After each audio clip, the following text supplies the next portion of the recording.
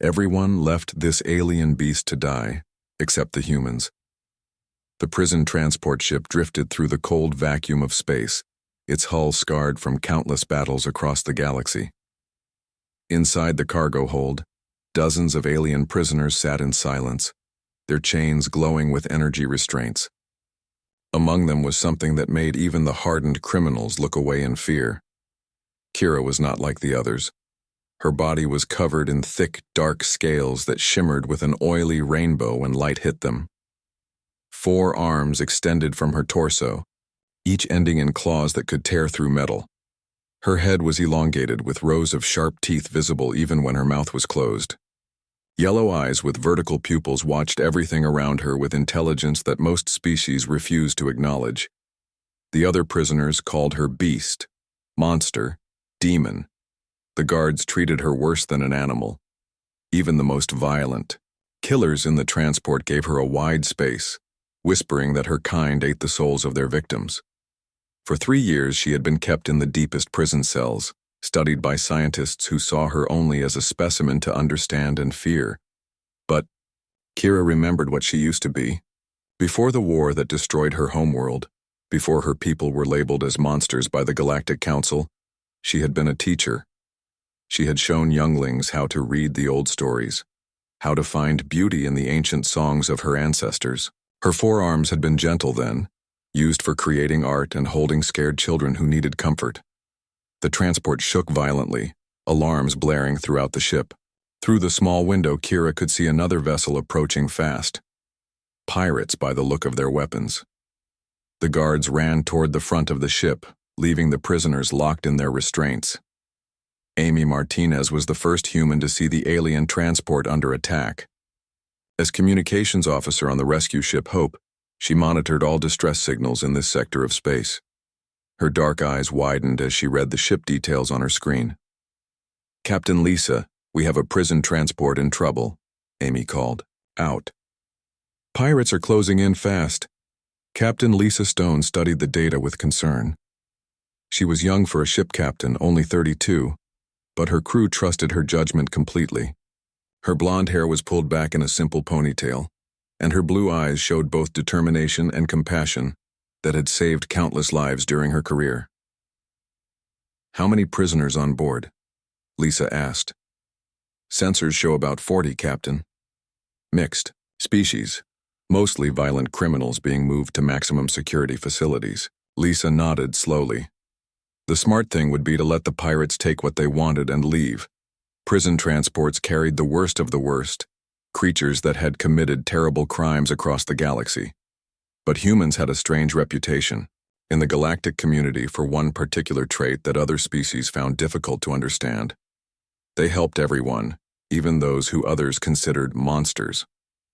"Set course to intercept," Lisa ordered. "All hands to battle stations." The Hope moved quickly toward the prison transport. It was not a warship, just a small exploration vessel with basic weapons, but Lisa knew her crew would find a way to help. They always did.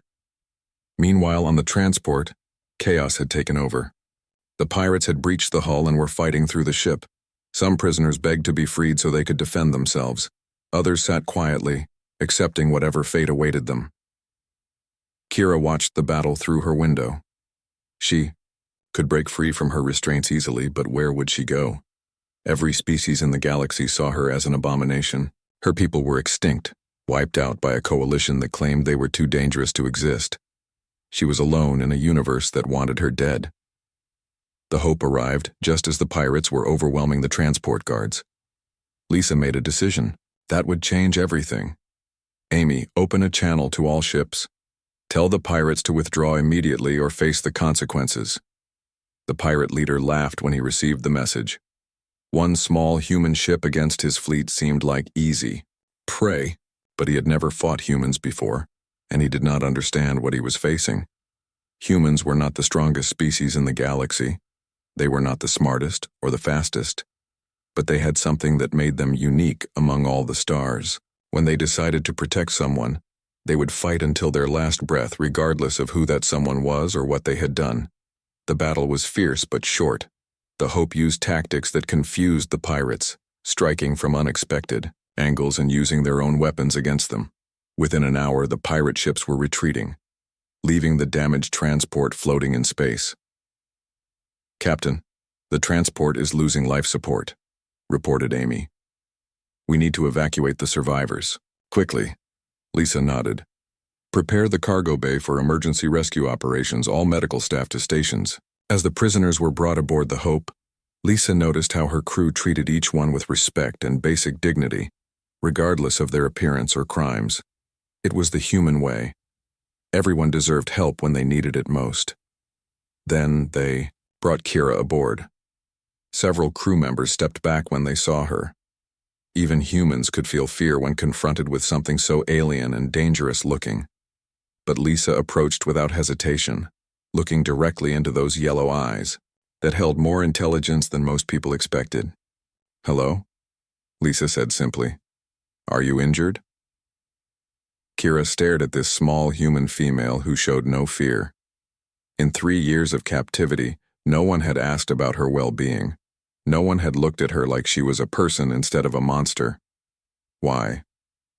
Kira spoke for the first time in months, her voice rough but clear.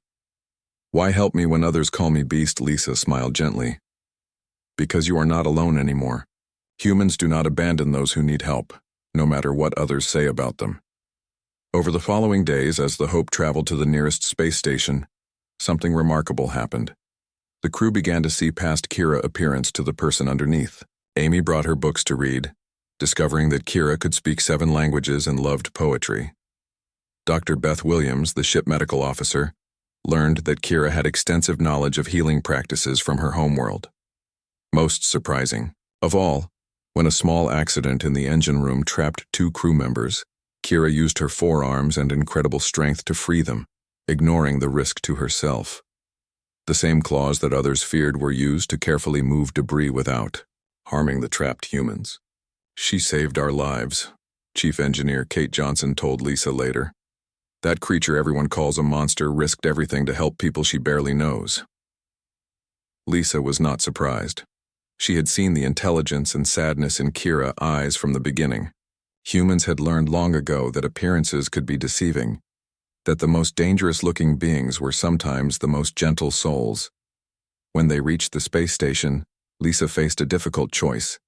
The galactic authorities wanted Kira returned to maximum security prison. They claimed she was too dangerous to be free, that her species had committed terrible crimes during the war. But Lisa had gotten to know Kira during their journey. She had learned about the destroyed homeworld, about the children Kira had taught, about the art and music and stories of a people that no longer existed. She had seen the tears in those yellow eyes when Kira spoke of her lost family. "I am requesting political asylum for this individual," Lisa announced to the station commander. "She will remain under human protection." The decision caused an uproar in galactic politics. Many species protested that humans were protecting a dangerous criminal, but Lisa had support from an unexpected source. Other prisoners from the transport spoke up, telling how Kira had comforted the scared ones during the pirate attack, how she had shared her food rations with those who had none. Even former enemies admitted that she had never shown violence toward anyone who did not threaten her first. 6 months later, Kira found herself on Earth, living in a small house near the ocean. Amy visited often, bringing new books and stories. Dr. Williams had helped her find work at a children's hospital, where her 4 arms and gentle nature made her perfect for caring for young patients who needed extra attention. The children were not afraid of her appearance. To them, she was just Miss Kira, who told the most amazing stories about faraway worlds and could hug 4 kids at once when they felt scared. Standing on her porch, watching the sunset over the water, Kira thought about the humans who had changed her life.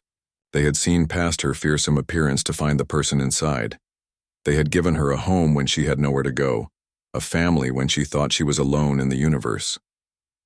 Other species still called her kind monsters, but humans had taught her an important truth.